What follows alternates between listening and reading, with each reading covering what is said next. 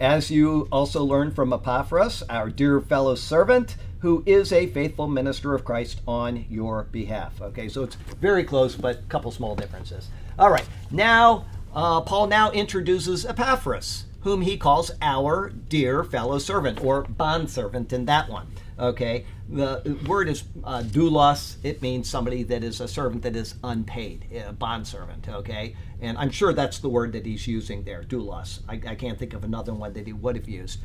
And I didn't write the Greek down, so I can't say that 100%. But a bondservant can be a slave. It can be a person that is simply bound, but not really a slave. You know, he binds himself to somebody else. But it's, for all intents and purposes, a slave. And that's why some people will say Paul, a slave of Jesus Christ, and others will say Paul, a bondservant of Jesus Christ. Okay, there you go. He's bonded.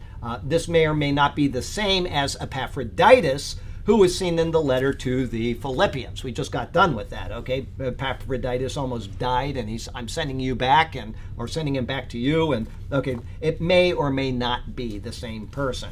However, Epaphras is merely a shortened form of the same name, and so it is possible, okay? However, in verse 4:12, Paul says that he is one of you.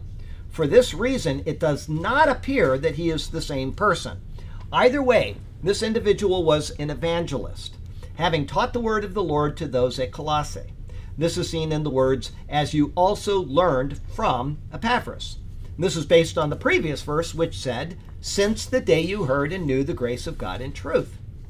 Thus, the bringing forth fruit, which Paul mentioned in verse 6, is realized in the evangelism of Epaphras. He was not just an evangelist, okay? Who is the evangelist in Acts chapter 8? Philip, that's right. So you've been reading the commentary, or you just remembered that anyway. Good job.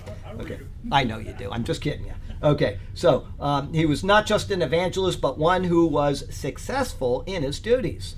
In calling him our dear fellow servant, Paul uses a term that is seen 10 times in the New Testament, but his use of it will only be in this book.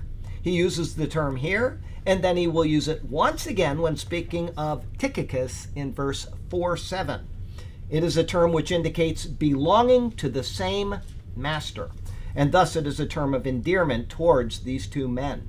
As Paul notes of Epaphras here, he is a faithful minister of Christ on your behalf. That's Paul's words. Okay, there is a dispute as to whether the true reading is on our behalf, which yours said, okay, or on your behalf. Either way, whether ministering for Paul and Timothy, or whether ministering for the good of those in Colossae, he was faithful in his ministry, and he is so recognized for it by Paul. Okay, it's one of those words that somebody said your in one source text and another said our in another source text, and people will fight it out, but nothing is harmed in doctrine over that, which is a good thing. Life application. How are you perceived by the leaders of your church?